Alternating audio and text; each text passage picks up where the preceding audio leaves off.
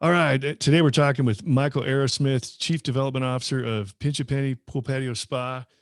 Michael, we got some cool things to talk about. We're going to talk about franchising today, and specifically with Pinch a Penny franchises that you're the Chief Development Officer for. Before we get to talk about that, though, you have a really vast, wide range of not only just franchising, but corporate America experience. If you could take us back and maybe walk us through some of your job experiences you've had, because you've really done a lot. Yes, well, thank you, Joe, and thank you for having me. By the way, I really appreciate being here, and I appreciate your, I think 24 years of service in our military, and I appreciate the folks that are on the line here because before I get started on this and talk about franchising, we literally could not do what we're doing in franchising if it wasn't for the folks that kind of lay their life on the line every day, and so I'm very appreciative of that, and to you, so thank you You for bet. that. My background is a little bit eclectic in that I started out in the finance area. So I really took a look at a lot of financials and was an accountant for a while and was controller of Denny's restaurants back in the last century, let's just say that. And that kind of morphed into franchising, and we were selling some company stores to franchisees. That's kind of how I cut my teeth in the development world and the franchising world. And went on to build some programs with some other franchisors that are kind of names that people would recognize. Some ways I improved them. One concept, I built the franchising program from the ground up. They literally had no documentation, no team, no process and procedures. So I've done it well. I also don't tell people this a lot, but actually I've owned my own business as well. Mhm. And so it wasn't a franchise because I was concerned about conflict of interest. But I have a pretty varied background in business, and hopefully that will help some of the listeners today as we get more into it. Having said all of that, I will tell you that I'm a huge believer in franchising because I think it's the best business model out there. And it's to me, it's very similar to that saying that you hear, and I'm not sure who said it, but it may have been Churchill that said, capitalism isn't capitalism isn't perfect, but it's the best economic system we have. And I think of that with franchising. I don't believe franchising is perfect, and we can talk later about some things to watch out for in that regard. But I think it's the best business model we have because you're combining the expertise of a concept and a brand, of understanding their brand, of doing their marketing, their training, all of that. And yet to be successful, you as an individual business owner, it's your business and what you do with it. And you're taking that brand and then you're expanding it and really servicing customers. And so it's the perfect combination of these are not employees, these are owners that are serving customers of not just a concept that nobody knows about, but a concept that's established in the marketplace or in its particular niche. And I think that's one of the reasons why franchising is not only popular, but it's successful if you pick the right franchise. Absolutely. A lot of folks getting out of the military, from the military community, they know that they really want to get out and run their own business. They know they want to Mm-hmm. become an entrepreneur or a business owner, run their own show. But let's face it, a lot of us in the military, we didn't really have a lot of business specific skills. I mean, we might have the leadership, the motivation, the integrity, the mission accomplishment mentality, all those phenomenal soft skills that take a long time to build. But the things that military folks typically are missing are how to run the books, how to run a marketing campaign. A lot of those things that can really make or break a business, you have to learn those or find somebody that already knows them and bring them into your team. So sometimes franchising can offer uh, take care of all those things, all those gaps that veterans have when they're getting out. Those A franchise can fill all those gaps, and then they can put their own work experience and leadership to work within that franchise system. Yeah, I think that's absolutely correct. And we've certainly seen it within our system.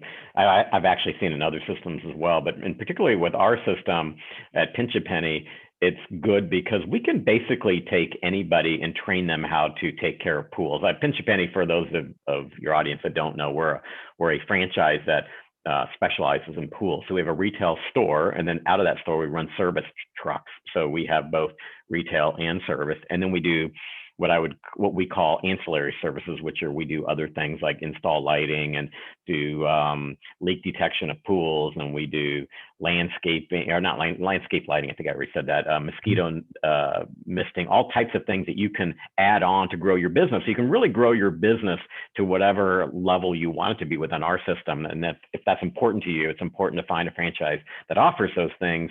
But getting back to what you were saying, one of the reasons I think that in our concept, all the soft things that you talked about are so important to us, because our business is a trust business.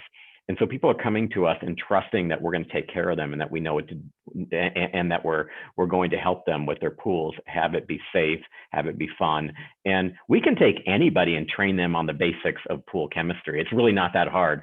I don't want to say I failed chemistry in high school, but let me just say that I didn't really enjoy it that much and didn't do any chemistry at all when it comes to college. And yet the basics of pool chemistry, we can teach anybody. The basics of doing a lot of the things that you're talking about, we can do. But what we can't do is get that person that really has that serving heart, and that person that's going out there and trying to help others and help people. And I think, along with all the other things that you said about the military that I've personally noticed, I would agree with everything that you said. And I would also add to that I think the team the team element is so important here, because it seems like the military people all understand that they're part of a team. And that is so important in franchising, because as you said, some of the hard stuff that we do, hard in terms of the hard skills, in terms of marketing, training people, getting people to come in the door here, all of those type of things we can do. But the franchisee has to focus, or the business owner has to focus on taking care of that customer and understand there's a team of support behind them. And that's where I think is one of the things that the military veterans that come to us really excel in, because they're used to that support. They're used to that team. They're used to, it's not just me. It's like, I'm just part of the team. But if I don't do my job, then everything starts falling apart. And that's kind of what I've seen. Awesome. Hey, that's a great place. We're going to take a quick break. We'll be right back. We're going to dig a little more into Pinch a Penny. All right, back talking with Michael Arrowsmith, Chief Development Officer of Pinch a Penny. So, Michael, if somebody is looking to get into the franchise industry and become a franchisee, what are some of the things they should be looking for in a franchise? Yeah, well, that's a great question, Joe, because there's over 3,800 franchise companies franchising, and the last statistic I saw, which was pre-COVID-19, there was like 500 a year being started. And so you've got to be really careful to be sure that you're with the right franchise and you're there for the right reasons. So there's a lot of resources out there. We are highly regulated. So we're regulated by the FTC, the Federal Trade Commission. And we have a document called the Franchise Disclosure Document that all franchises have to abide by. And so it's a document, it's very thick, and there's some key elements in there that I'll talk about in a moment if you'd like. It's a super thick document, but there's 2 or 3 things that you should really watch out for.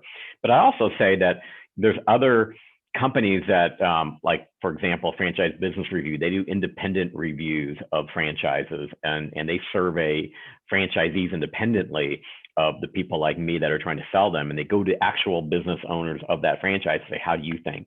What do you think of that brand? And I'm very much probably bragging a little bit here, saying that we're in the top 10 every year in that particular survey. And we're either the top 1 or top 2 in the retail space in their survey every year. So, so they do that. They also do surveys of best franchisees, best franchises for veterans, of which we're on that list as well. They don't rank that list, but they list franchises for that. So I think those are important resources. I also think it's important to take a look at, if supporting the military is something that's important to you, then that's really something that you should also look at also. And if you go to a franchisor's website, they will say different things that they do. So as an example, Pinch a Penny, we're a member of VetFran, which is an IFA organization for veterans. A lot of franchises are, but even beyond that, like, you can go to our website and you'll see that, we actually support other organizations, the Special Operations Warriors Fund for providing college funds to special ops people that have lost their lives in support of our country. I mean, we're a major supporter of that. We do Birdies for the Brave, which is a golf I think it was started by Phil Mickelson. We were one of the founders of it as well, and we support that organization that provides funding for the vets. And then even beyond that, our franchise fee. So every franchise has an initial franchise fee. We discount ours 50% for military people. So if you've been in the military, you get a 50% discount, which is pretty substantial in our world. And when you're taking a look at these things, Joe, I don't know that it's important as much about, look, it's great that we do 50% off, and we're very grateful to the people in the military, which is why we do that. But you should look for a franchise that gets some type of discount, some type of giving back, if that's important to you to look at. And then if you'd like, I can talk about the franchise disclosure document a little bit, the FDD, if you'd like to know a little bit more about that. Yeah, absolutely. So that document, like I said, our industry is highly regulated by the FTC, and that is to ensure that we're not saying things that are not accurate. And so any type of advertising that you'll see will have a little, that you see like from Pinch a Penny, will have a disclaimer on it. For example, our average unit volumes are 1.5 million. And so you'll see a little disclaimer on there saying, per the franchise disclosure document. So I can't say anything that's not in that document. And that document is compiling all the information about a franchise. And so it's, like I said, it's a thick document, but some of the important things are, what's your initial investment? So it goes through the initial investment, and this has to be off of actual numbers. This can't be like, oh, well, I think it's this. No, you actually have to put in your actual numbers. And then there's, and that's item 7 of the franchise disclosure document. I'll hit another one, which is item 19. That's your financial representation. And so what that shows is what type of financial performance are the stores doing that are franchised. And so that'll typically only give you revenue. It doesn't go down to the bottom line most of the time, because, for example, like what we do, we don't ask franchisees to send us, your actual P&Ls, but we look for the sales information. That's what we're auditing. So we can only put in the document what we're auditing.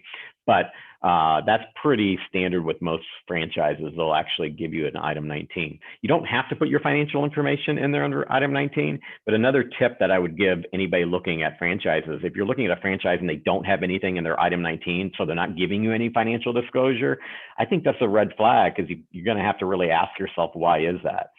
There's also history information in there as well. So it'll tell you how long the store, the franchise has been around.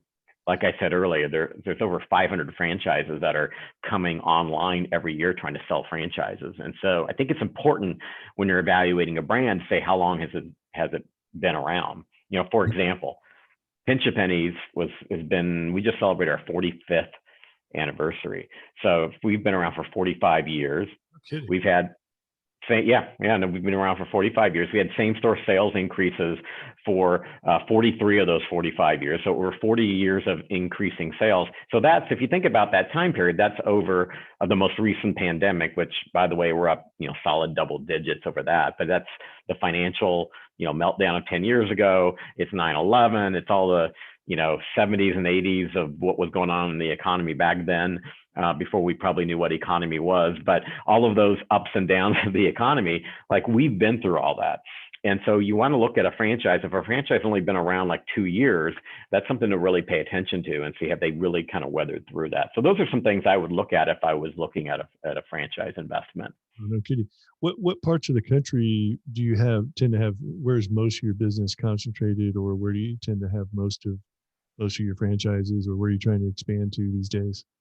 Yeah, so Pinch a Penny started in Florida because our business is pools. And if you take a look at what states have the most pools, number one is California. We're not in California. We actually have no interest in going to California. The second state with the most pools is Florida. And that's where we started. That's where we've got most of our locations. We've got, of our 260 locations, 235 of them are in Florida. So that's predominantly our home base, and we basically completely dominate the marketplace there. And then all the southern states, kind of in that arena, we have locations in Alabama, in Georgia, in Louisiana, in Texas. And I would tell you, Texas is our biggest growth state right now. Texas actually has the third most pools in the country, and it's the fastest growing. Well, Texas is fastest growing, I guess, in just about everything, whether it's population or whatever, but also in pools. And so it's a huge area of growth for us right now, and we get a lot of interest and a lot of focus, and we're predominantly looking to grow at the moment. But we're growing anywhere in the Southeast, but predominantly Texas is a big state for us. If you're a franchisee owner with Pinch a Penny, do you actually have a storefront somewhere, or you mostly service? Yeah, so we have a retail store. If you're not familiar with our company, we are actually a retail store. There's a large brand that's very similar to ours called Leslie's, but they're corporate. They don't sell franchises. They're just a big corporation like Walmart. And our stores would be similar to theirs, although a little bit larger. And then they don't do service, like you were saying, our service trucks. We actually run our service trucks out of this retail space. So with Pinch a Penny, you're actually kind of getting three different businesses in one. You're getting the retail store where customers can come in and buy chemicals and buy pool supplies and floats. You're also getting a service business where we were running trucks to go service, do maintenance and repairs. So those are two businesses. And then the third business that franchisees get into is all these other backyard services that we offer, like power washing and landscape lighting and pool renovations that some of our locations do. So the great thing about our concept, which is something to take a look at also if you're looking into a business, is you can grow it as big as you would like. Like I said earlier, if you went to our franchise disclosure document, you would see that our average unit volume, so each store's average, so the average of our stores is 1.5 million. Okay. And yet we have stores that do 3 times that amount of volume, because they're adding all these extra services on. So the cool thing about our business is if you just want to do pool, retail store and pool service, you can do that, and you'll do okay, you'll do fine, you'll do average numbers. But if you really want to grow that business, you can add on all these other services, and we don't charge extra for that. Obviously if there's extra equipment, you have to buy the equipment, right. But we don't charge another franchise fee to do mosquito spraying. We don't add another franchise fee to do power washing. That's just something that you can add on to your business. We'll train you, because as a franchisor, we believe very strongly that it's our responsibility to train you in all of these things. Mm-hmm. And so every year we'll go out and we'll train and we'll do all that. So it gives you the ability to grow your business beyond that. And that's something else to look at a franchise, is how much do you want to grow? So Joe, one of the things that I always ask candidates is, why do you want to do this? And I think it's important when you're looking at a franchise or looking at franchising, why do you want to do franchising? Because most people that come to us are transitioning either out of the military or also out of corporate America and other arenas. Mm-hmm. And so you have to ask yourself, are you comfortable not getting a paycheck every week? To a lot of people, getting a paycheck every week is really secure. Although having been in corporate America my entire career, I can tell you it's not real secure. Putting my destiny in my own hands in a business is probably some of the most secure things that you can do. And of course, if you're a security, right? What? Yeah, exactly. But some people just want to have that paycheck, and that's something to know about yourself. I would also say that some people, if you want to be a pure entrepreneur and not part of a team and just do everything from scratch yourself, then franchising is probably not for you, because we want people, and most franchisors want people that are following a system and a process. And that doesn't mean that you can't be creative in working with the franchisor. Mm-hmm. One of the oldest franchises around, McDonald's, everybody's familiar with the Egg McMuffin. I don't know if everybody's familiar with the Egg McMuffin. It was actually an idea from a franchisee. Oh, really? That one, as they were trying to get into the breakfast day part, the franchisee actually discovered this. Talked to McDonald's corporate about it, and they made some refinements to it, and that's the Egg McMuffin that today. They kind of launched that whole breakfast segment. So there's nothing to say you can't come up with great, creative, innovative ideas. Most franchisors would welcome that, but you've got to follow the system and the process. Using McDonald's again, you can't make your own Big Mac. You have to follow that recipe. And same in our business. You don't need to reinvent how to take care of a pool and keep it sanitary. We can help you with that. So those are things that you want to pay attention to as you're looking at business ownership. Yeah, no kidding. Okay, so how can you give us an idea of what it might cost to get into a Pinch a Penny franchise? And I know you're going to throw the disclosure agreement at me. That's Yeah. what I So know. Like, what am I up against here? yeah. So first of all, it's a great question. I probably can't answer you directly without giving you some type of disclosure because it is in our, we're not really supposed to talk numbers without having that. But let me just say this about that. First of all, anybody can contact us at any time and get that information. And most people will have that on their website. And in fact, on our website at pinchpennyfranchise.com, you'll find that information. Now, you might say, well, how come it's on the website, but you can't talk about it? Well, because on the website, I've got disclosures and disclaimers on there that says, go see my franchise disclosure document. But I think the important thing here, Joe, to realize is that with all franchises, and Pinch a Penny alone, Pinch a Penny as an example of this, is you've got to take a look at what that investment is and then what you want your return to be. And so the great thing about franchising is you can get a franchise that's a very low investment. Let me just say that I'm just going to tell you all my disclosures. I'm going to refer everybody to our website if they want the disclosure. But I'll tell you in a very round numbers, it takes about $350,000 to open a Pinch a Penny, but that's the cost. That doesn't mean you have to come up with it. For example, Pinch a Penny, we have a financing program. We'll finance, if you've got good credit, up to 80% of that. So you can do the math that you'd only need about 20% of that to get into our franchise. And when I'm quoting you the 350,000, that's like everything. That's every little component, and it's very round. And again, I'd refer people to our franchise disclosure document to really take a look at all the detail of that. But the reason I use that as an example to say is that that's a certain level of investment that some people may not be comfortable with, but you're actually getting a business that you could grow to a pretty high level. You could also get into franchises that are very low investment, like maybe 10% of that, and yet you might be limiting yourself because maybe your upside income isn't as much. And so that's something to pay attention to. If you don't have the funds to get into that, franchising still might be for you, but I'm not sure you're going to get to like a 1.5 million average revenue that we do. And that's the great thing about franchising, is it really offers something for everybody. So while I hope a lot of your listeners, want to become Pinch a Penny franchisees, I would tell you, if that's not for you, and we're not for everybody, really pay attention to some of the things that I talked about earlier about looking for what are the elements that are important to be successful in franchising. Wow, that's awesome. So we're getting more towards the end of our time here, but if you were talking to somebody who is getting out of the military and they're interested in one of the Pinch a Penny franchises, what kind of information, where's the best place for them to start, and what are some of the things that you would want them to know?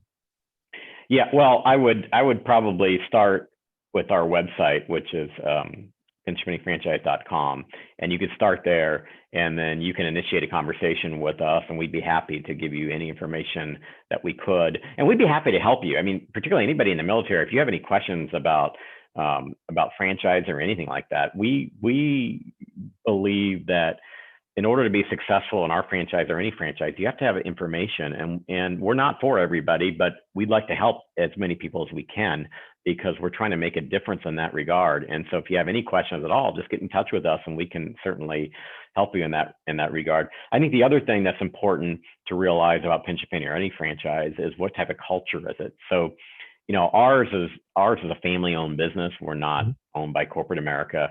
And most of our franchises are families. So we tend to have family business. For example, the latest military person that came to us, Ted, in Brunswick, Georgia, and you go on our website and read all about his information. But what attracted him to us was he wanted to start a legacy business for his family. He had been in the military for 36 years, was retired, but he wanted to start a business that he could do with his son and then pass the business on to his son.